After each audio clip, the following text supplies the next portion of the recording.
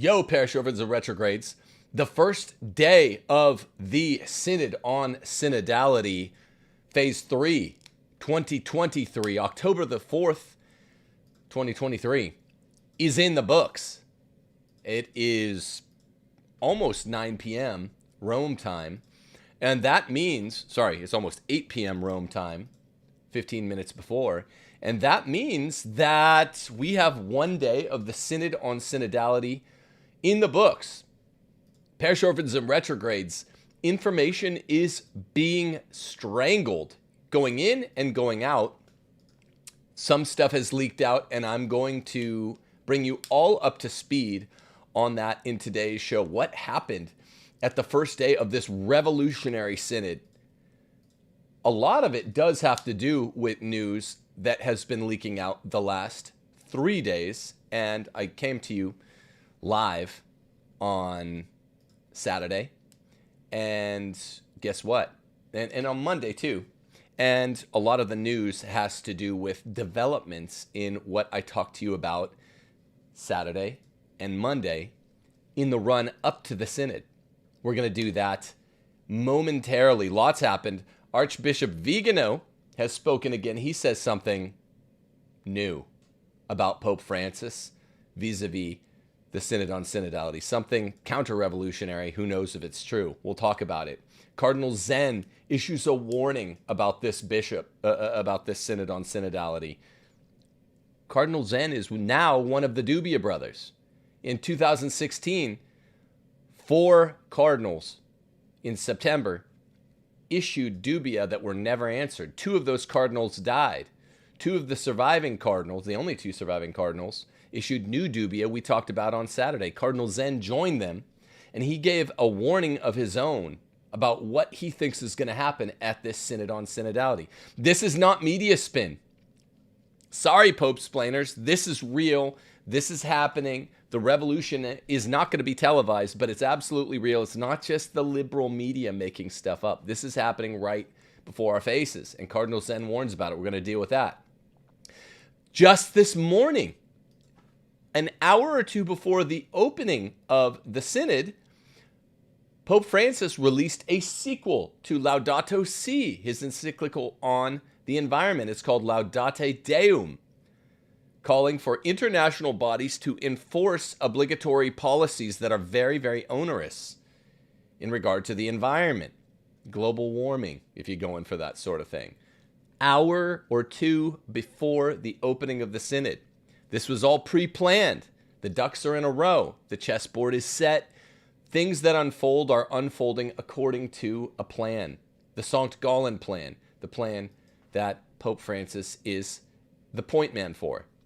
We'll talk about that as well. Now, a day and a half ago, more dubia were released and responded to. This one included a single response to Amoris Laetitia, not the ones that we're talking about from Saturday, but extra dubia were released less than 48 hours before today's Synod opened. It was a responsum to the Amoris Laetitia communion for divorced and civilly remarried question. It's a bombshell because it's official. It's not a bombshell epistemically, because you already knew.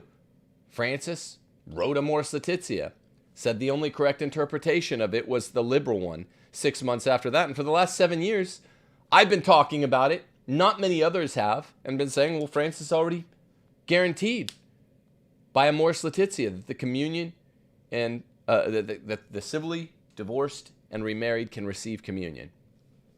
It's a done deal. Well, he made that official with the signed document a day and a half ago. But what actually happened at today's Synod, in addition to these 4 points of news that have all happened within basically the last 36 hours, I have a few bits of info, a few sneak peeks, courtesy of Diane Montagna. We'll get into those momentito. This is a black pill. Don't be too black-pilled, though, parish orphans and retrogrades. It's just, I'm not surprised at all, no matter how bad this gets. I'm not surprised at all. I've been talking about this for 2 to 3 years. Amoris Laetitia I've been talking about for 7 years, and you guys just swept that under the rug. Those of you who say, at the 2023 Synod, Pope Francis isn't going to change doctrine, irreformable doctrine. He won't. You talk about that in the future, contrary to all signs pointing to he will. Well, guess what? He already tried to change. It has changed irreformable doctrine. He did it in 2016 with Amoris Laetitia. Don't get blackpilled, though. I've been awake pretty long. I'm just trying to tell you who are waking up now, don't wake up and freak out. Wake up and let's discuss reasonably. The white pill in all this is that I purposely planned it this way. Starting tonight at 6:30 Central Standard Time, and every Wednesday for the next several months, there's a reading group for you to go to, and it is the cheeriest book or set of books known to man. The Lord of the Rings trilogy, starting with Fellowship of the Ring tonight. If you're a Locals or a Subscribe Star supporter of mine, even at the lowest $5 level, you can join this reading group. Let me say this. The reason I timed it out for the Synod is because this will be such a black pill, and because I've known all along it would be.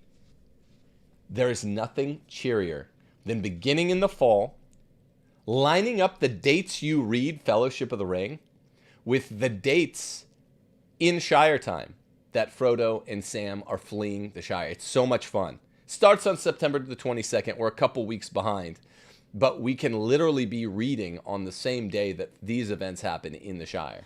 It's phenomenal. It's great fun. They're running around through hay bales, hiding from the Nine Riders, between stalks of corn, scarecrows. We find out a lot more about Farmer Maggot than we knew in the movies. It's amazing fun, and it'll get your mind off all the horrible things in the world. And it's a long trilogy of books. Fellowship, Two Towers, Return of the King, starting tonight. The reading group will go, it's not going to be a full hour. It'll be a half hour, 35 minutes, maybe 40 on a hefty reading night. From 6:30 CST until 7, maybe 7:15 every Wednesday night. But you have to be a Locals and Subscribe Star supporter of mine. Go do that now. It's not too late. Become a Locals or Subscribe Star supporter, and you will be able to be part of this live Lord of the Rings reading group. You're literally with $5, $10, we're not telling you have to just be $5, $10, $20 a month, whatever you end up deciding to support monthly.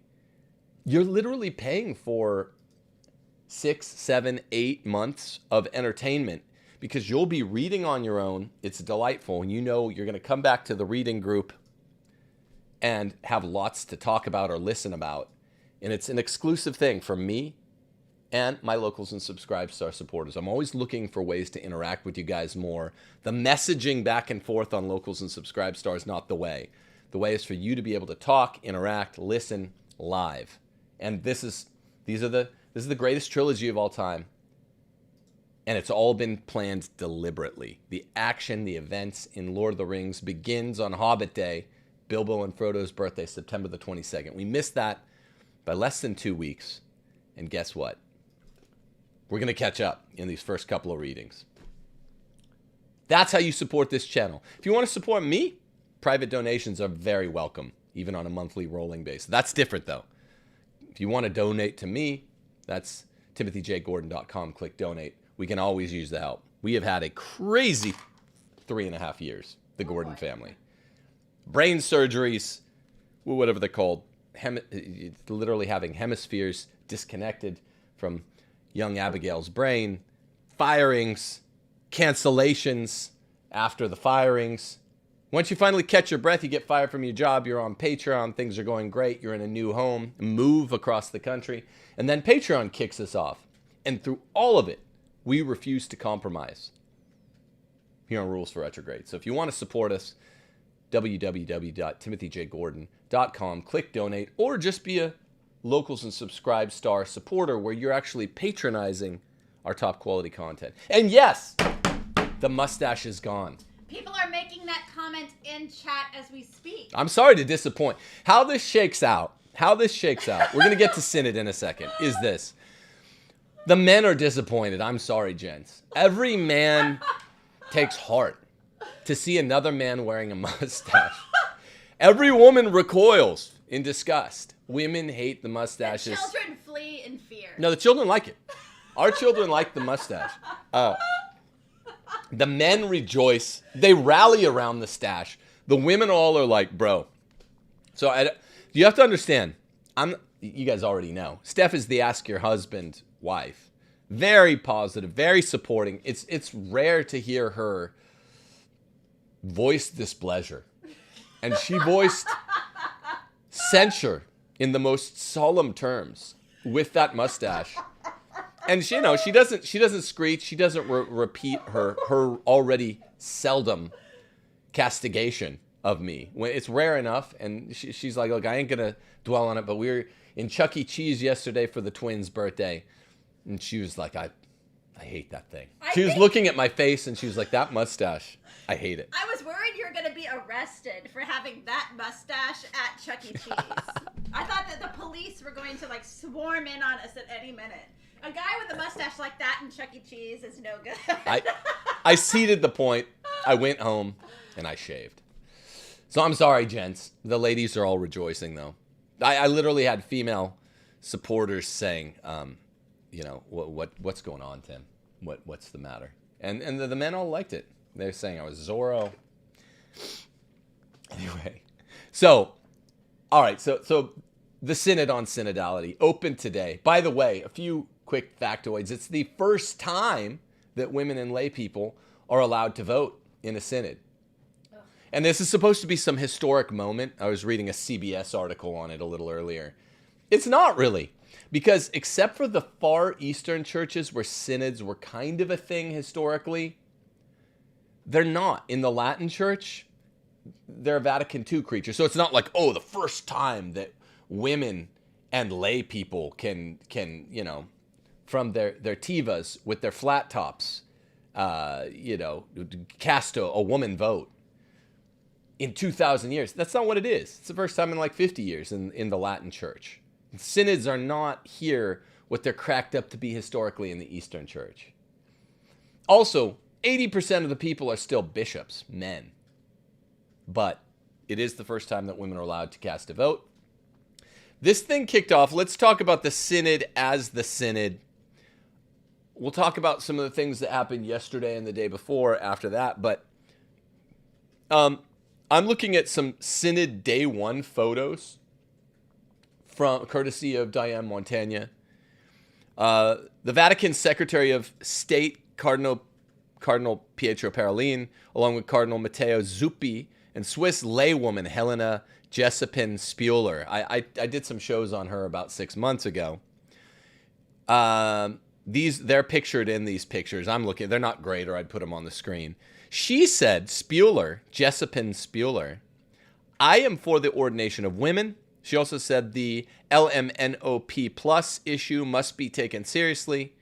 They're part of the same small group on day 1. So that's one real bit of info from day 1, Synod 23, that actually happened. Was Parolin, Cardinal Secretary of State, Cardinal Matteo Zuppi, and laywoman Helena Jessepin Spuler were part of the same Circoli Minori, small group.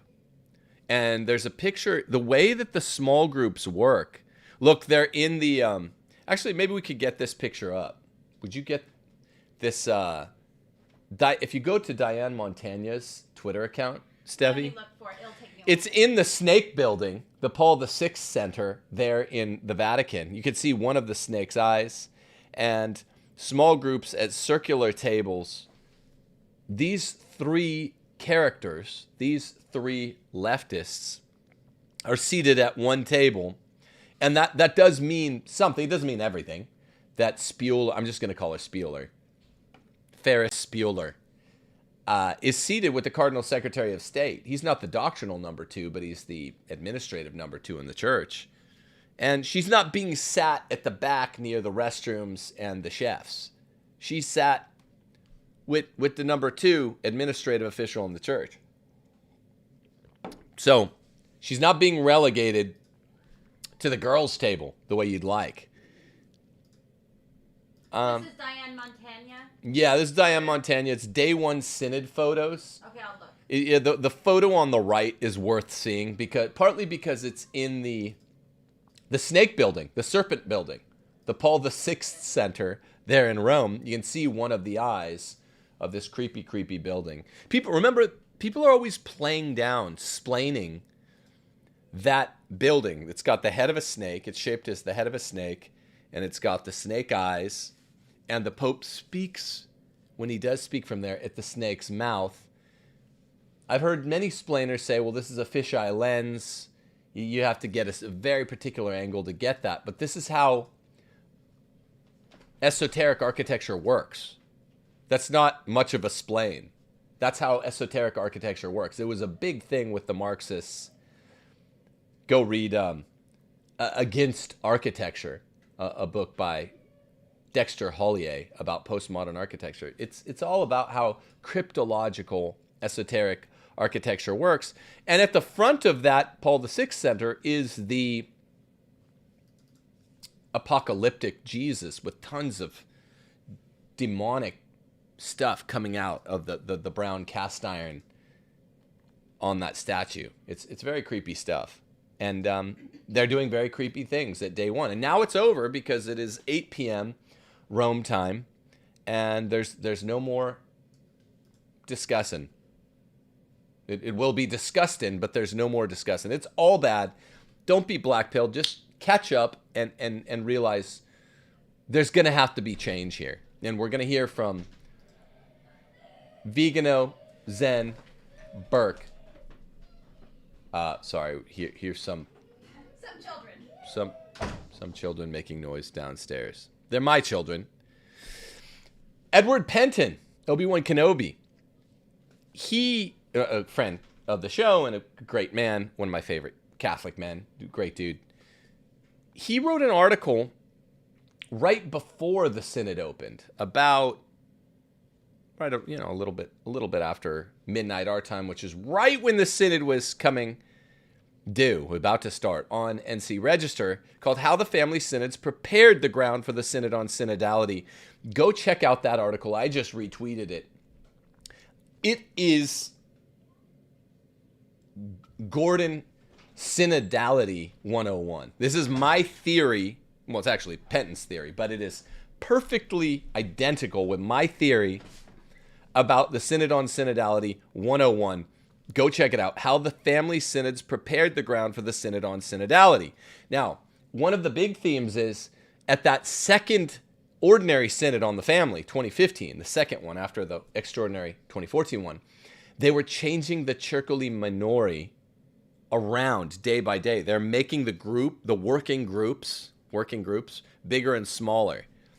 And they went from being seated all kind of in like a law school lecture room, kind of seated in rows together, to working in these Circoli Minori in the 2015 synod, because they could manipulate the groups more. But like, hey, the faithful African bishops, you guys just talk amongst yourselves and we're just going to disregard what you say. Remember Cardinal Casper got saying something really, really rude about Cardinal Sarah et al. At that 2015 synod. And I think, so I haven't read the article in full, but I know Penton's theory. It's exactly my theory. If you want to know what's happening today, even though they're stranglehold choking the information that gets out, it's exactly what they did at the 2015 synod, which eventually did get out. They're changing the rules, changing the size of the working groups. It's all kabuki theater. This has all been preordained by the Sankt Gallen group, with Francis as its the head of the snake. Francis is the snake head. It's all been preordained. If you want to understand that, read Penton's great article. Do you think it's a coincidence? Penton released that on NC Register 45 minutes before the deliberations at Day 1 Synod 2023 began.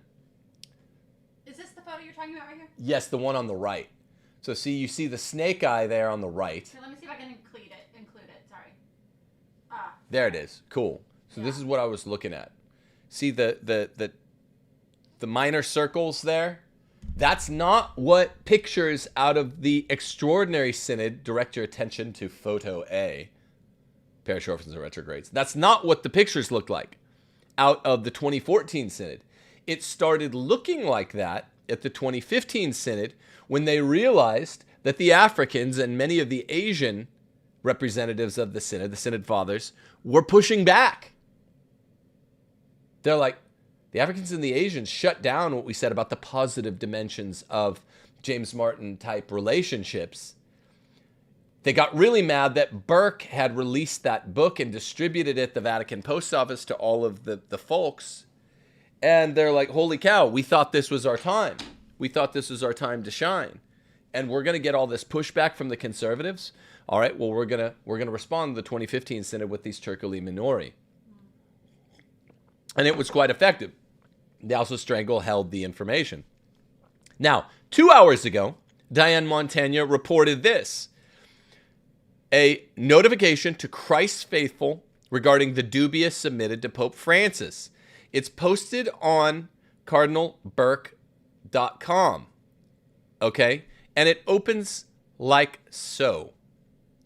Now, now this is just a reposting of something he posted 2 days ago. Brothers and sisters in Christ, we, members of the Sacred College of Cardinals, in accord with the duty of all the faithful to manifest to the sacred pastors their opinion on matters which pertain to the good of the Church, Canon 212, and above all in accord with the responsibility of cardinals to assist the Roman Pontiff individually, especially in the daily care of the universal Church, in view of various declaration of highly placed prelates pertaining to the celebration of the next Synod of Bishops that are openly contrary to the constant doctrine and discipline of the Church, and that have generated and continue to generate great confusion and the falling into error among the faithful and other persons of goodwill, have manifested our deepest concern to the Roman Pontiff. Okay, please, Cardinal Burke, I mentioned this the other day. Please, good and holy Cardinal Burke, Your Eminence, please write in shorter sentences. I nearly passed out reading that.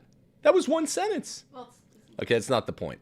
By our letter of July 10, 2023, employing the proven practice of the submission of dubia to a superior to provide the superior the occasion to make clear by his responsa the doctrine and discipline of the Church, we have submitted 5 dubia to Pope Francis, a copy of which is attached. By his letter of July 11, 2023, Pope Francis responded to our letter. Cardinal Burke then goes on to ask for new formulations of the response by reformulating the questions more pithy. Now, none of these cats, even goodly, genius, holy Cardinal Burke, seem like they know how to make anything pithy. So even the reformulated 5 dubia, which I read to you on Saturday, are still not that pithy. They still have to have an unbolded section and a bolded section. I do want to correct. I made one error in my haste to get a show together early Saturday morning.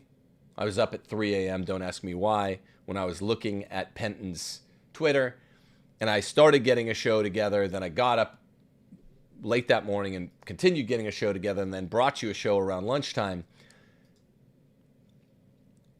The response to the dubia that I read were the original responses to the original formulation of the dubia. We still have not gotten a second response to the reformulated dubia. The August ones, okay? So, I mean, it doesn't really matter because you know what Francis is going to do. What's he going to do in response to the second formulation?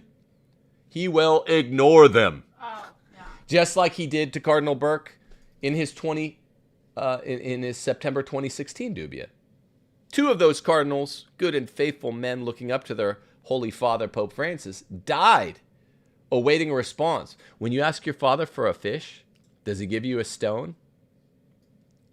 Ask him for bread, does he give you a serpent? Or it might be the other way around. Well, no.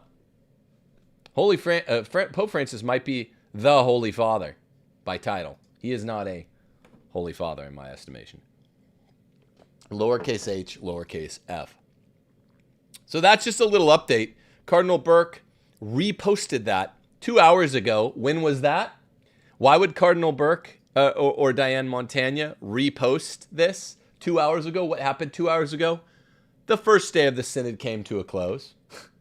So they're trying to signpost the good guys what they can from the synod. This is problematic. There's all kinds of ugliness happening there. In ways they can, they're just strangleholding the information back. Also 2 hours ago, Diane Montaigne tweeted this. The two synod fathers who provided these accusations to the Italian daily paper, rather than addressing the content of the Dubia, were not named. There's a full Italian article from ilgiornale.it called Cinque Dubia sul Synodo di Francesco. Now that means the 5 dubia on the Synod of Francis. And these two anonymous Synod fathers attack the new Dubia brothers. Well, 2 of them are old, 3 of them are new Dubia brothers. They attack them. We're very displeased, the 2 Synod fathers told Il Giornale regarding the Dubia. And this Italian news daily just broke today on the first day of the Synod. The Church's times aren't those of these brethren. They can't dictate the agenda to the Pope, causing wounds and undermining church unity. But we're used to it by now. They just want to hit Francis. That's nonsense. Now, Francis, right? Poor little Francis. Poor Francis. He's so holy. Raymond Burke commented yesterday on the Dubia, published a couple days before that, on the gravity of CDF Fernandez, Tucho. Heal me with your now, Fernandez, accusing cardinals of heresy and schism. They're heretics and schismatics, even though Fernandez said that this is sinful language. They're heretics and schismatics. He says, Raymond Burke says this in his interview with Penton. The Church has never taught, Cardinal Burke says, that the Roman pontiff has a special charism to construct his own doctrine. Of course not. This is schismatic and heretical. Okay, so that's... Wow, that's that. Now, when it comes to the Dubia the second dubium, it's only one, not the 5 we talked about on Saturday. One of those 5 it was the 5th and final one, did touch on the Amoris Laetitia communion for civilly divorced and remarried issue. By the way, the 5th one did generically touch on it. But as if that wasn't enough, reaffirming the Casperite position that you can give adulterers communion. But 36 hours ago, there was a second response to a second dubium, and LifeSite covered it. This popped up on this story only came up yesterday because the news was only broken. It's about older dubia and older responsums that were issued privately, but it all only broke yesterday about something that had broken about 12 hours before. The LifeSite article, if you want to know, that broke yesterday, it's October the 3rd, 2023. It reads this way by title: Francis signs text affirming Amoris Laetitia allows communion for divorced and remarried, quote unquote remarried. Pope Francis and Cardinal Victor Fernandez have responded to yet another set of dubia questions, this time from Cardinal Dominic Duca, OP, he's a Dominican, stating that Amoris Laetitia allows for divorced and remarried individuals to receive Holy Communion. In a response to a question about whether a divorcee in a new union should be allowed Holy Communion, Francis and Fernandez responded that Amoris Laetitia opens the possibility of access to the sacraments of reconciliation and Eucharist when, in a particular case, there are limitations that mitigate the responsibility and the guilt. Cardinal Duca's dubia and the Vatican's answer to it are specifically focused on Amoris Laetitia. Pope Francis's controversial 2016 apostolic exhortation, which Fernandez is widely believed to have ghostwritten. Tucho. Tucho wants to heal you with his mouth, his big, perverted, gross mouth. And he perverted the church with his pen by ghostwriting April 2016's Amoris Laetitia. The dubia of 10 questions was submitted to the dicastery, formerly the congregation, for for the Doctrine of the Faith on July 13th by Czechoslovakia's Cardinal Dominik Duka on behalf of the entire Czech Bishops' Conference. I think it's 10 questions because it's really 5, each one with a reformulation. I think that's the shortcut LifeSite's taking here just to get the information out. The response from the DDF was largely overshadowed Monday with the lay being dominated by news of the Dubia submitted by 5 cardinals regarding the Synod on synodality. So do you see what's happening here? It's kind of humorous, but it's horrible, but humorous. Pope Francis is being inundated by Dubia because he is such a material heretic. He's being papered under by different faithful cardinals from around the world saying, wait, what? A dubia is that. A dubium is, wait, what? You're saying there are 4 persons in the Trinity, for example. You're saying there is no hypostatic union? What? You're saying, I don't know, what's some other heresy? Satan is the brother of our Lord? Like the Mormons believe? What? Wait, what? That's what a dubia is. It means doubt. It's a wait, what? Can you clarify this? Did you just say that you're talking crazy? That's what a dubium is. Wait, what? And It's not a but, it's a what. It's not a but, it's a what. Now, the but, as you know, is always introduced by Francis, who loves the but. B-U-T. He is the ultimate but philosopher. Okay? But, B-U-T. And this is what his responses to the 5 dubia, I'm not going to recover these, was all, well, here's the faithful, timeless teaching of the church for 2,000 years. And here it is. And I don't seek to change that. But we're going to study it. And we are going to change it. He loves the but so much. And the Sankt Gallen Mafia have oriented their entire goal, episcopal goal, prelatial goal,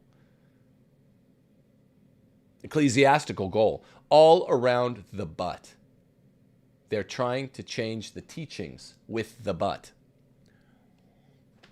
Okay, so this got overshadowed until yesterday, where now Amoris Laetitia is part of the magisterium. Sorry, Michael Lofton. Do any of you guys listen to Pope-splainers like Michael Lofton still? Do you know all this guy said? Do you know how much he vitiated himself? Used to be a good scholar. On Amoris Laetitia alone, I think he left the church because of it. When he was overreacting to some true truth about Amoris Laetitia, it means Francis is changing an irreformable teaching. You could give communion to the divorced and civilly remarried. The guy can't deal. He can't deal with reality. Play the ball as it lies. It is part of the magisterium. He has said, guys like Mr. Lofton have said dozens of times over the last 7 years, Amoris Laetitia is not part of the magisterium. Duca, in this dubium, not the 5 dubia, but the other dubia on Amoris Laetitia, it was already crystal clear. This one didn't even need to be asked. This doubt did not even need to be addressed. He asked whether Pope Francis' response to the bishops of Buenos Aires in September, October of 2016, 6 months after Amoris Laetitia came out, in April 2016, can be considered a statement of the ordinary magisterium of the church.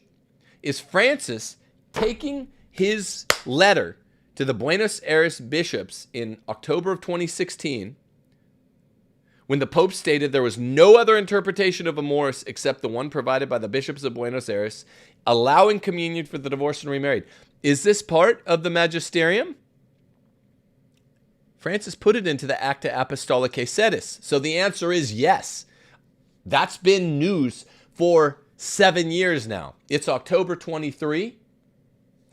In October of 16, 7 years ago, we had full access to this. Francis stuck it into the AAS, the Acta Apostolicae Sedis, and it was part of the magisterium. And guess what Pope-splainers have been saying for 7 years? They've been saying, no, it's not really part of the magisterium. Well, Dominik Duca issued this other dubium, not part of the 5 issued by the 5 Dubia brothers, that got overshadowed by that initially. And here's the answer. I'm reading from LifeSite. Fernandez wrote the DDF, number 2 in the church doctrinally, wrote that since Francis's words were published in the Vatican's official compilation of documents, the Acta Apostolicae Sedes, they were authentic magisterium. You can either listen now, ironically, paradoxically, to Pope-splaining truth stretchers like Michael Lofton, who say it's not part of the magisterium, or you can listen to your doctrinal chief, Tucho Fernandez, who wants to heal you with his big, gross mouth. You can listen. You have to listen to Tucho. You might not want to. I would to God that Michael Lofton were right. Would to God that Michael Lofton's 4D chess, wishful thinking, arrangement of fairy tale, mental gymnastic, hypothetical math worked out. But guess what? It doesn't. It's part of the magisterium. That's irreformable teaching. Francis changed irreformable teaching. Let me put it more bluntly. Francis has reformed irreformable teaching. Tim, what does this mean? I don't know. I'm just giving you the facts. Go ahead. On that point, you were just asking me to chime in with things I'm finding on Twitter. On that point, Christopher Lamb has a tweet. He said, Pope Francis's homily to open the Synod stresses the gathering is not a polarized parliament or a place for political battles.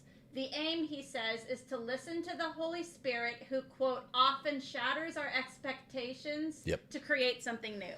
What did I tell you, folks? What did I tell? I remember a very specific show I did about 8 months ago. I remember the lighting was hitting the room exactly as then, so it triggered a very specific memory, where I was talking about why Francis and the Sankt Gallen perverts, his minions, use the Holy Spirit surprises as a consistent reference. And it's a way of gaslighting you to say, hey, the Holy Spirit, man, he might say anything. That crazy old cad, the Holy Spirit. And look, also, it's not political. I'm just telling you what he said. Okay, women can be deacons. LMNOPs can now please each other in the bedroom, and we can bless it. Whoa, I'm surprised too. Crazy. The Holy Spirit just told me that. That's clearly what they're doing. I remember doing a show on this 8 months ago, maybe 9 months ago. And so Christopher Lamb said that that's part of the opening prayer is, hey, you're going to be surprised. And I've told you guys for 2.5 years, the 2023 Synod part will be a bombshell. That's why I'm basically free every day to do these shows. By the way, I will be on the Michael Knowles show, my buddy Michael Knowles. I'll be on his show tomorrow talking Synod stuff. So if there's an update to the update, it'll be there tomorrow. If anything big happens, I'll also go live on my own channel, but you can catch me on Daily Wire tomorrow on MK Ultra's show. I'm trying to make that nickname stick because I think it's dope. And every time I talk to him, I'm like, what's up, MK Ultra? Michael Knowles Ultra. That's like the premium brand Knowles is MK Ultra. Michael Knowles Ultra. Very, very, very nice man. I love that dude. So I'll be there. And I'll tell you what. I'll tell you something else. It's going to be more revolutionary than even I was thinking. I called this better than anyone out there. I don't do the false humility thing. I'll tell you when I'm wrong. Announced at the Amazon Synod in October 2019. That ended up being quite boring. Not so juicy. This one's going to be everything. And already it's shaping up to be juicier than we thought. So, I mean, we should send some condolence flowers to Michael Lofton and types like Michael Lofton. It sucks to be him. He has said so consistently since he came back into the church. He's been in and out of the church, I don't know how many times. But he left over Amoris Laetitia, then he came back, then he did this, then that. He'd been all over, like, multiple religions over the last 3 or 4 years, 5 years. I think 5, 6 years. Let's take it to outside time. Just tons and tons of religion changes. maybe I'm just getting it wrong, but I thought he's been Protestant, Orthodox, Catholic. I mean, just frenetic changes. And just every different view you could have on Amoris Laetitia, but for the last 3 years at least, just been totally locked into this absolute lie that Amoris Laetitia is not part of the magisterium. It is. The DDF just said so. And guess what? Your pontiff, Francis, said so 7 years ago. So I don't even count this as news. I have to go through my little bullet points. Yesterday's Dubia, published Dubia on the responsum to Amoris. Yeah, I should cover that because it's not part of the 5 Dubia, Brother Dubia, that I covered on Saturday. Okay, so duly noted, check. I'm writing a little check on my board here. But that's not news. Parish orphans and retrogrades, that ain't. That is 7 years old this month. It's 7.5 years old if you count Amoris itself. But Amoris did make use of that tricky, shifty, duplicitous footnote format to give communion to the divorced and civilly remarried by a kind of lower magisterial document, a post-synodal apostolic exhortation. But that from April 2016, 7.5 years ago, he did play on some small amount of ambiguity. So 6 months later, he takes a letter saying this is the correct interpretation. Someone interpreting their own words for you. Not a dead author, not a dead hand, not a dead letter that we have to interpret. But an author who's living. Fernandez wrote it, by the way. That's funny that Fernandez and Francis, the 2 men who wrote it, Tucho Fernandez and Pope Francis, write this thing 7 years ago in October 2016. I'll stop repeating this in a second. I know it's annoying.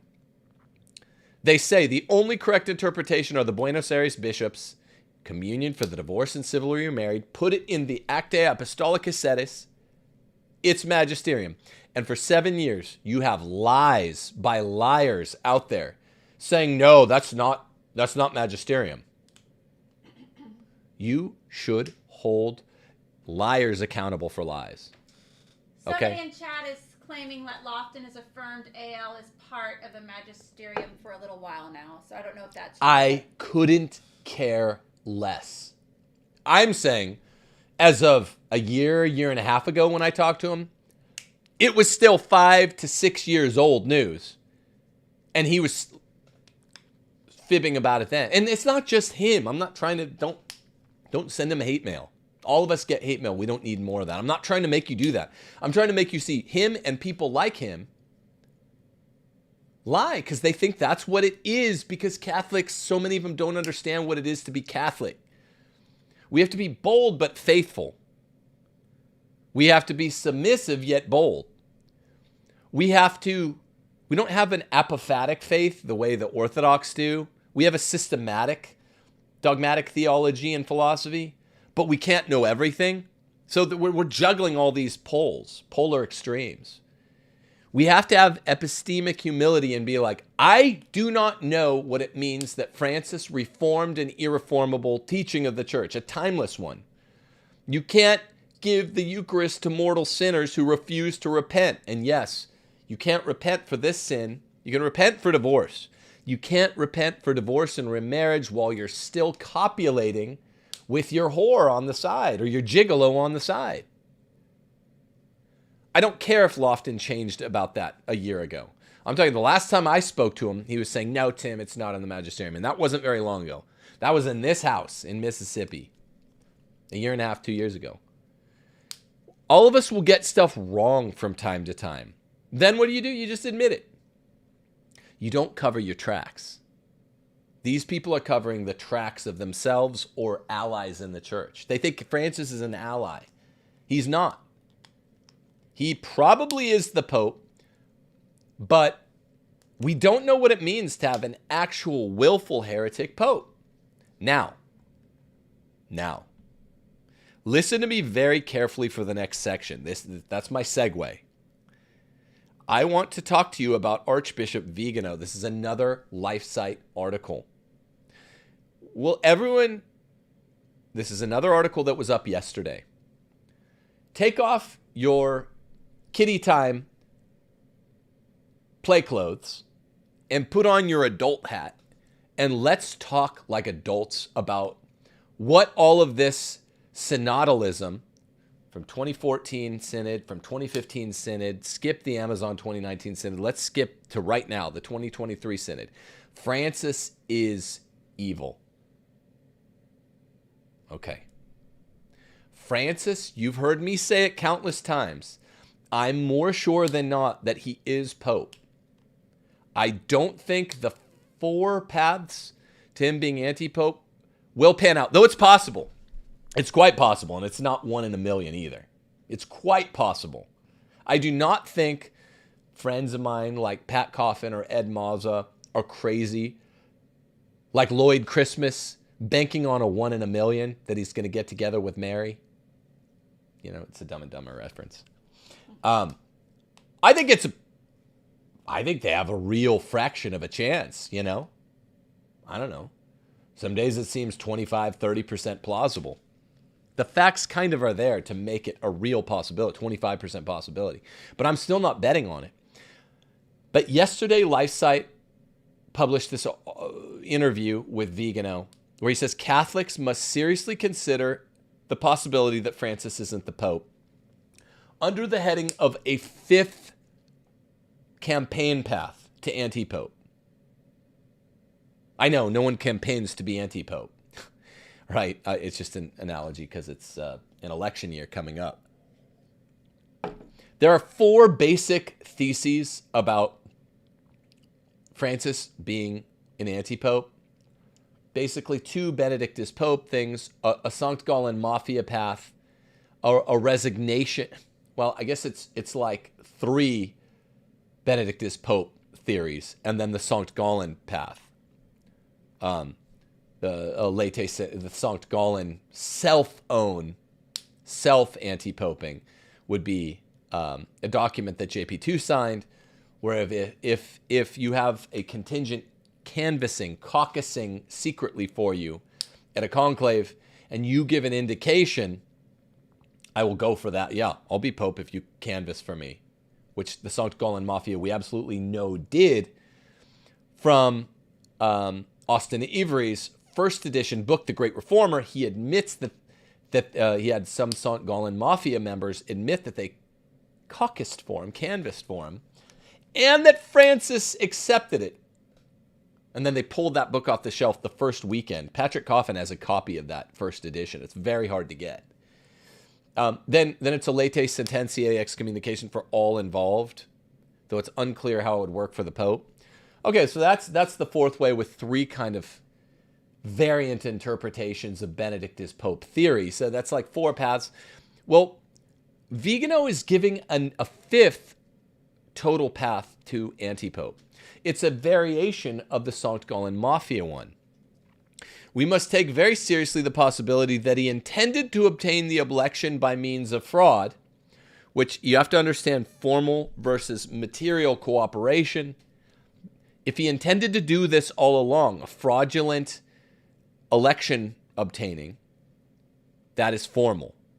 In order to do the exact opposite of what he knows Christ gave a mandate to St. Peter and his successor to do, this is a 5th way that Francis could be an anti-pope. And it's the least specific theory, but it's the most ecclesiologically plausible. Now, a lot of people wrote off Vigano when this came out a few days before this. I heard about it from Mazza before LifeSite published this article. I talked to Mazza the other day. He's going to do some man on the street Rome updates from the Synod for us because he's a good dude and a friend. He's going to Rome next week.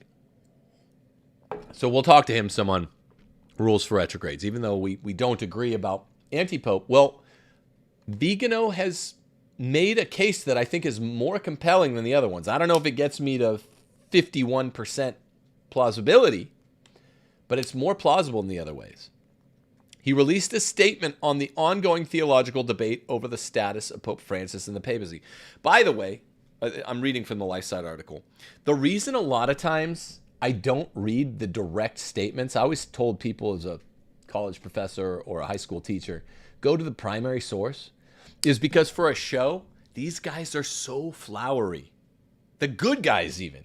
Burke, Vigano, Schneider. They're so florid and prolix in their writing styles that it'll take me 10 minutes. I'd rather read the shortening by a trusted source, and it's only because LifeSite is such a trusted source for me that I'd rather read their synopses. That's why I could click on the blue hyperlink. Vigano has released the following statement. I could click on that and read you the statement, but it's long. They take so long to get to the point. But theoretically, I would do that if this were a 3 or 4 hour show. In many ways, this is his most pointed criticism of Francis yet. His Excellency argues that given the devastation caused by Jorge Murillo Bergoglio on the Universal Church, okay, calling him Bergoglio always feels maudlin to me, right? I always kind of chuckle that until he's announced as an anti-pope, just call him Pope Francis. It just seems melodramatic. But you can't argue that he hasn't wrought devastation on the church. That's beyond the pale. Fact. And given the role of the Sankt Gallen Mafia played in the 2013 conclave, Pope Francis does not have and never did have the intention of serving as the head of the Catholic Church. See, the problem is in evidencing this for the cardinals who might later declare him an anti-pope, but it's pretty obvious intuitively if we judge by circumstantial evidence. And it does mean formally he can't be pope. It's a clever fifth theory. A lot of people laughed at it. He's clutching at straws. No. You have to have in mind the object. Intent specifies form, like Thomas Aquinas teaches, to teach alongside Jesus and Peter the best you'll know how. Even if you make some Honorius-like mistakes, you might be held to account, but that doesn't invalidate your whole pontificate. But if at the beginning of the vow, like a marriage vow, you're like, no, I'm going to teach against this. I'm getting married and I'm doing this. I'm going to not procreate.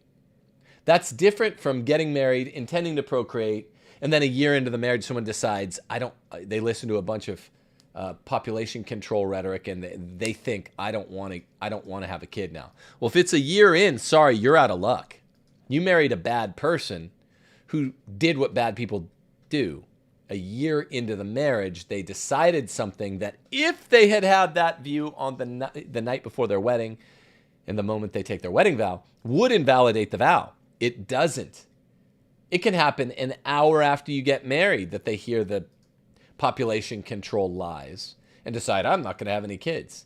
If the moment they took the vow, if they believed the population control lie and they thought, I'm not going to procreate, then you can get a real annulment. But only if it's then. If Francis entered into the pontificate, remember, who was out there on the loggia with him? But Cardinal Gottfried Daniels, mafia member, who told us about the Sankt Gallen Mafia, confessed it. He knew what he was going to do all along. This is a viable theory if we use the circumstantial evidence. And guess what? Most even criminal law cases are decided based on circumstantial evidence. You watch Law and Order and you think circumstantial evidence is inadmissible? Nonsense. Material evidence is very rare. Vigano also calls Vatican II a cancer. Only in one way is it, the weaponized ambiguity way. I get sick of the Vatican II stuff has to stop. And I would remind all of you, if you look at the magisterium of Pope Francis I and the 4 constitutions of Vatican II, the magisterium of Vatican II, they couldn't be any more different from this perspective. Yeah, they're both liberal leaning. But Vatican II, the more you read the documents, even with its weaponized ambiguity, the more you see, oh, they covered their bases. What they're saying is technically sound. What Francis says is almost never technically sound. I find whenever I actually read his documents, it's hard to read. I find much more theological error than even the 1 or 2 or 3 parts of Amoris Laetitia all of us are barking at each other about. When I actually took the time to read it, it's also the longest encyclical in the history of the pontificate. Did you know that? I did not know that. I took the time to read it nearly in full. It's like 200 pages.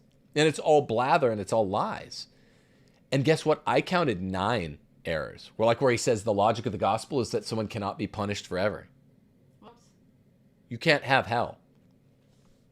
No, we don't even waste time with that because it doesn't have any real implications the way communion for the divorced and remarried does. But the point is, this is a real theory here. He says he disagrees with Athanasius Schneider, another goodly bishop. See how we should be disagreeing with each other? Friendly? The other good guys?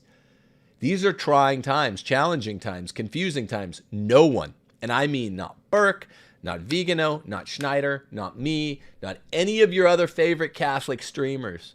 No, WTF is going on. I mean, there are people that have a better idea and are less duped, but the ones that really know have the sense of Socratic irony. They're the ones who know they don't know exactly what. Now, there are people that think they know and they don't know. They don't even have the Socratic irony, and they're really duped. But the best I could tell you is we do not know the meaning of the Francis pontificate. It's all bad. We know that for sure. We don't know whether he's a pope or anti-pope. I think he's probably a pope. If he's a pope, it's worse. If he's an anti-pope, that's actually less of a big deal. That means maybe it's not end times. If he's actually pope, it's probably apocalyptic. Do you get that? The people that think... I hope it is. The people... I don't know, man. We have a lot of little kids in the Gordon household. But the people that think they're defending normalcy by saying, Francis is definitely pope. Yeah, I think he is. That means it's probably end times, bro. Because he's that evil. He's a snake. I agree with you, but I don't agree with what you think it means. That doesn't mean anything normie. He's probably pope, and that's worse. If you're anti-pope, then it would be like, oh, maybe the church will go on another 1,000 years. He'll be anti-pope number 35 or whatever it is. But it still seems more likely that he's pope, which means it's crazy. So Vigano disagrees that with Schneider, that universal acceptance of Francis as pope makes him the pope. His Excellency points to the historical example of Clement VII in the 14th century to support his argument. While admitting the current situation is humanly irremediable, his goal in publishing the letter is to get to the root of the question and to find a common starting point that can lead to a remedy to the disconcerting, scandalous presence of a pope who presents himself with ostentatious arrogance as inimicus ecclesiae, and who acts and speaks as such. So there is a challenge there. Even during, and I'm not doing a whole anti-pope thing today. I'm going to conclude this segment by saying, even during the Avignon papacy, you didn't have universal acceptance of the 3 contenders for the pope. You had 2 Frenchmen and a Italian line that were claiming the throne. Say you had constituencies of a third. That's not universal acceptance. The main challenge to any of these 5 theories of Francis as an anti-pope, the main thing that makes me skeptical, with lots of other evidence he could be an anti-pope, is just the universal acceptance. You have the Bishop of Corpus Christi, Texas, Grenada, who has never accepted Francis. So it's not totally universal, but 99.9% of all the prelates in the world accepting him as just a very bad, evil pope is the main thing that tells me he's just a bad, evil pope. That's almost the only thing I'm clinging to make me say by majority that he is. If you came up with some other historical example where 99.9% of the prelates called one of the Avignon popes pope, then I would be like, oh, if this can happen, then I probably would be a supporter of the view that he's an anti-pope. I just haven't heard the case, and I've looked. All right, that's enough for that. I don't really want to talk about... I want to close with what Cardinal Zen's warning is on the first day of the Synod, since we're being blocked out. But I might have to do a stream later today if we get a dump of information by Montaigne or Penton. Or I don't even know if Church Militant's at this thing. But if any of the good guys get info, then I would do another stream like I already told you, I'm open to doing streams pretty much anytime I get the info. Check me out on Michael Knowles tomorrow. Today, Francis, an hour before the Synod, released Laudato Si's sequel called Laudate Deum. And is that a surprise? It's super fishy. Calling for international bodies to enforce onerous obligatory policies around the world. It's a globalist document, much more so than Laudato Si. Experts are agreeing who have already looked at this thing. And it was timed to be released today at the beginning of the Synod, October the 4th. And it's all this guy really cares about. Aside from doing the bidding of the evil Sankt Gallen mafia and having a sexual revolution in the church, mainly an LMNOP sexual revolution in the church, beginning with allowing divorce and remarriage, which he's already accomplished. A sexual revolution of the clergy, having women deacons and eventually priests. He cares about that, but politically what he really cares about, even though he keeps insisting that he's not a political operator, is environmental globalism. Same as his buddies at the Clinton Foundation. Same as his buddies at WEF. Same as his buddies at UNESCO. He wants environmental globalism. Remember, he was in favor of the lockdown. He is in favor of the jab. All that. So, Laudate Deum is a conceptual sequel to Laudato Si. I'll read you a line or two. I don't want to get that into it. Don't think it's a coincidence he released that at the beginning of the Synod. Here's the stratagem. He knows people will be looking at the Vatican today. What's going on at the Synod? Everyone's talking about it. I'm having requests to go do update shows on all kinds of secular or secular adjacent agencies. He wants to give them something, and he wants to give them something that shows, I told you, he's coming out now. The mask is not on for Synod 23 the way the mask was kind of on for Synod 14, even though that's when I got hip to it all. The mask had to be on. The mask is no longer on. Now, I'm looking at the Vatican text, Laudate Deum of the Holy Father Francis to all people of goodwill on the climate crisis. This was put up this morning. Hold on, let me go to the date. And it's long. It's always long. Not as long as Amoris Laetitia, mind you, but I'm looking for a date here. Did this go up this morning? Literally. It was published by all the sites started talking about it an hour before the Synod began. So he has something to cast all the eyes looking for news from the Vatican on. I'm on the site. It's vatican.va. It's an apostolic exhortation, though it's not post-synodal. Doesn't follow on the Synod. Yeah, there's not a date attached to it. Normally there is. That's curious. He starts out paragraph 1, praise God for all his creatures. This was the message that St. Francis of Assisi proclaimed by his life, his canticles, the canticles of the creatures. We have those up in our house. St. Francis of Assisi was not a fruitcake the way you're made to believe. My first daughter's middle name is Francis, named for Francis of Assisi. She was born a few years before we got the Francis pontificate. I've regretted that one, but I do think St. Francis, don't be taken in. He is based. I know, thanks a lot for thanks taking a lot, the name Pope Francis. Yeah, he's based. He told off the Mahometan sultan to his face. St. Francis of Assisi did. All his actions proclaimed this message. In this way, Francis accepted the invitation of the biblical Psalms and reflected the sensitivity of Jesus before the creatures of his Father. I love this passage. Consider the lilies of the field, how they grow. They neither toil nor spin. Yet I tell you, even Solomon in all his glory was not clothed like one of these. Are not 5 sparrows sold for 2 pennies? Yet not one of them is forgotten in God's sight. From Luke's gospel. How can we not admire this tenderness of Jesus for all the beings that accompany us along the way? Beautiful first paragraph. And then it goes on to crass course. Abortion and population control adjacent, abortion adjacent and population control adjacent globalism in Laudate Deum. Way worse than Laudato Si. Laudate Deum. Released just this morn. Finally, last part of today's show. Cardinal Zen expresses concerns about the Synod on Synodality in a leaked letter to the bishops.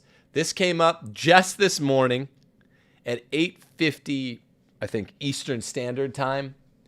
And that means that it popped up on CNA, Catholic News Agency, as the day there in the Vatican was coming to a close. Now, the letter from Joseph Cardinal Zen, was leaked to media, voicing serious concerns to cardinals and bishops worldwide about the gathering in Rome. So they only chose to report it this morning, meaning it was a letter written before the Synod got underway. But this is news from the Synod, news about the Synod that broke the opening day.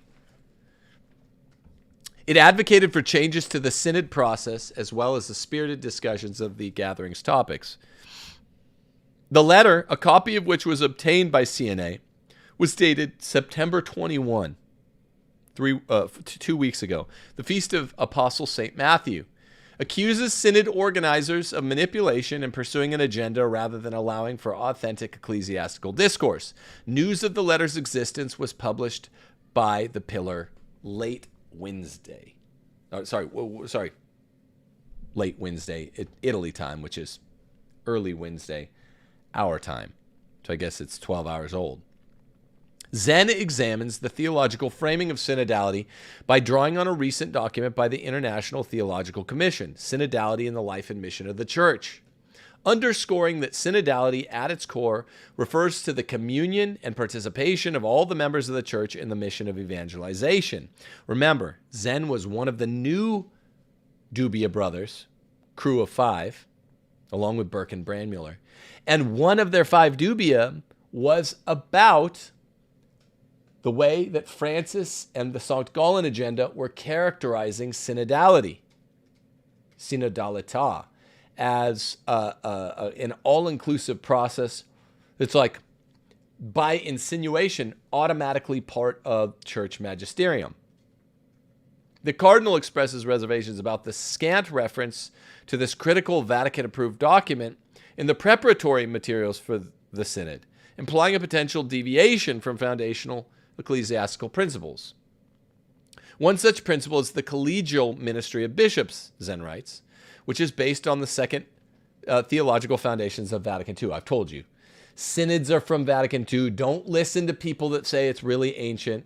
They're used in a few of the Eastern Catholic rites. There are things you can find called like the Synod. Even Protestants have the Synods of Dort. It's basically an equivocal term. Okay, synods are the way we're talking about the Synod on synodality, the Synod on the Family A, Synod on the Family B, Synod on Amazon. It's a new thing created at Vatican II. Equivocal term, new thing. Trust me, I've looked into it. I am confounded, he writes, by the fact that on the one hand, I am told that synodality is a constitutive element of the church. There's a dubia on this, dubia 3. But on the other hand, I'm told that this is what God expects from us for this century. As a novelty? The Cardinal, who co-signed the dubia ahead of the Synod, asks, how can God have forgotten to make his church live out this constitutive element in the 20 centuries of her existence? You get what he's saying? If synods are part of the constitutive life of the church, why the F, this is Gordon, not Zen, didn't they appear in the first 20 of the church's 21 centuries? It sounds to me like bullshit, because it is. Zen shares, quote, even greater confusion and worry, end quote, about the suggestion being made that finally the day has come to overturn the pyramid. That is, quote, with the hierarchy surmounted by the lay people. all kinds of lay broads there in Tiva sandals with flat tops, you know, with their butch appearance. Their tie-dye cat shirts. Their True story. Yeah, true story there with the tie-dye cat shirts. That they're trying to overturn the pyramidal hierarchy of the clerical patriarchy of the church. Now, they already basically overturned the lay patriarchy 50 to 100 years ago. I know a great deal about the overturning of the lay patriarchy. They did that one first. Most of Christendom is matriarchal households ruled by a tyrant mother. And they're trying to get those tyrant mothers, lay women, to become deacons and then to become presidents of administrations on synodal councils and tribunals. Can you imagine a worse time in history to give women more power and more influence? Yeah. They need far less. Well, all of the times of history, I would say, what do you say to this, Steph, are tied for worst. Because giving a woman power is abhorrent to God. It's funny, when I was reading the Old Testament, there were several lines where they talk about a society falling because they were given power to women. And it was also an insult in the Old Testament if you were, I don't know, they would say you were an effeminate like a woman, or you coward like a woman. It's like, and now we're just like, hey, ladies, take over. Take the wheel. Exactly. I'm going to have to do a whole show on it. We're getting off on the woman thing, but Francis says in his responsum to one of the 5 Dubia, I forget which one it is, the first or the second. I didn't even make much hay out of it when I did my show on Saturday on the Dubium response. There's too much stuff, too much revolution going on. It would take 3-hour show after 3-hour show after 3-hour show. But I do need to cover at some point. He says in one of those Dubias, as a throwaway analogy, that you are not allowed to materially repeat the 1 Corinthians pro-patriarchy passage or the 1 Timothy pro-patriarchy passage. Those are 2 of our very favorite. And he acknowledges, 1 Corinthians and 1 Timothy have to be wrong. Or else just you need a lay patriarchy. You know, rule by men. Wives have to obey their husbands. He's trying to overturn all that. And he says explicitly in his Dubium, you're not allowed to repeat that. You're not allowed to read that part of the Bible. You're not allowed to preach that part of the Bible. Remember, Francis wants a new 10 Commandments on ecology. Well, he wants he wants to replace passages of the Bible. And this is not news. Ephesians 5 is bracketed in most Catholic Novus Ordo missals. So don't play dumb. Francis himself, CNA reports, used the image of an inverted pyramid in a major speech in 2015, commemorating the 50th anniversary of the institution of the Synod of Bishops in 2015. Oh, well, I forgot that was a 50th anniversary. So that's more evidence that I'm right. 1965 is 50 years before 2015. The closing year of Vatican II is when they made up synodalism. It's not an ancient practice, even though the term might be old. It just means it's a Greek term from summit, meeting, something like that. Yes, there's a Greek term, diakonos. There's ordained diakonos, no women. There are non-ordained helpers, diakonos. You can have a helper woman. Women are great helpers. It goes like this. Steph, could you go make me a sandwich? Boom. You're a diakonos, right? Yeah. That's how that works when these are called equivocal terms. I'll need that sandwich, by the way. Sure. Just sure. Just keep going live. Be back in a minute. Yeah. I'll call that off for a second. But the point is, this is an equivocal term. People have lied about synod being an ancient term, same as the liberals in the church have lied about women deacons being an ancient practice. Wrong. But the point is, it's a 50-year-old term being celebrated from its birthday, 1965. The last year of V2 was the first year of synods. Describing the role of the Apostle Peter as the rock atop which the church is founded, the Holy Father said, but in this church, in an inverted pyramid, the top is located beneath the base. That's where they're going with this.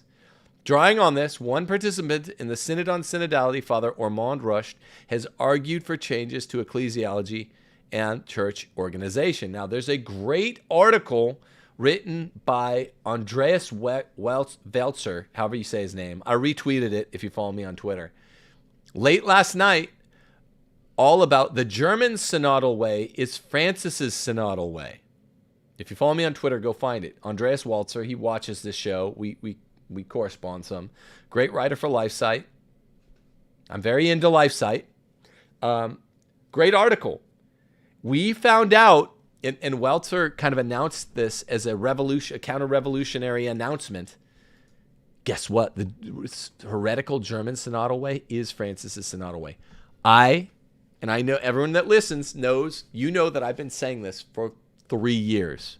The German synodal way is Francis's synodal way. I liked Welzer's article, and I'm like, I've been saying this forever. Central to the Cardinal's critique, we're talking about Cardinal Zen again, is the German synodal way, whose participants have voted in favor of documents calling for the priestly ordination of women, SS blessings, changes to church teaching on Homo sapien acts, prompting accusations of heresy and fears of schism. Concerns have publicly been raised by Francis and church leaders from Poland, Nordic countries, and around the world. But Francis does this. He fakes that he's concerned, and then he shows that he's really with them. German organizers have rejected all interventions, instead pushing to install a permanent German synodal council to oversee the church in Germany and implement controversial changes. Nonetheless, Zen notes, the Pope never ordered that this process in Germany had to stop. Of course not. This is how Francis works. He says, I want you guys to stop. And then he lets it go on if it's his friends. It's a fake admonition. When he tells, hey, Burke, you're done. You're demoted. He's gone the next day. Hey, Mueller, you're done. You're demoted. He's gone the next day. Hey, Zen, stand down to the Chicoms. He's done the next day. When he tells Cardinal Sarah, you're no longer prefect for CDW, he's gone. What's going to happen to goodly Bishop Strickland? He's not going to last. He's going to be gone. But Francis signals one thing and does the opposite. He never, or Zen is on top. You can't fool Zen. Our most notable Asian bishop, very smart man. The Pope never ordered that this process in Germany had to stop, and that his speech to the German bishops during the 22 ad limina visit, typically published in the L'Osservatore Romano, remained undisclosed. Remember that? The German synodal way bishops, their visit with Francis remained secret. It's normally published. The bishops announced in March they are moving forward with their plans, and Francis won't do anything. Now, final bit of evidence here to prove what Zen's saying, that the German synodal way is Francis's synodal way. Who, before Tucho Fernandez, right after Benedict died, was about to be named the CDF prefect? You remember? German synodal way young leader Heiner Wilmer. Remember that? 2 different times over the course of a month, Francis tried to elevate him, and even the centrists went nuts. In some ways, he's even further to the left than Tucho Fernandez, who ended up getting the job number 2 in the church. Heiner Wilmer, do you understand what this means? Do you guys know how to read circumstantial evidence at all? Cardinal Zen, one of the good guys, one of the new Dubia brothers, is saying it. I've been saying it for 3 years. The German synodal way is Francis's synodal way. That's why it's called the Synod on Synodality. You still don't believe it? He tried to make the number 2 in the church, the CDF prefect, DDF prefect, the leader of the German synodal way. This is really happening. Wake up. It's before your very eyes. The Synod on Synodality is 1 day in. It's going to last 3 more weeks. I will do updates as soon as I get the information. If it's big enough information, I'll come to you later today. But not during the half hour to 45 minute 6:30 CST opening day of something good, not the Synod on Synodality. Let's call it the Synod on Tolkien. You and I will have a synod on Tolkien, and we're going to get the introductory meeting tonight, starting with fellowship. At 6:30 p.m. CST. Come hang out with us. Come hang out. We're going to be chilling.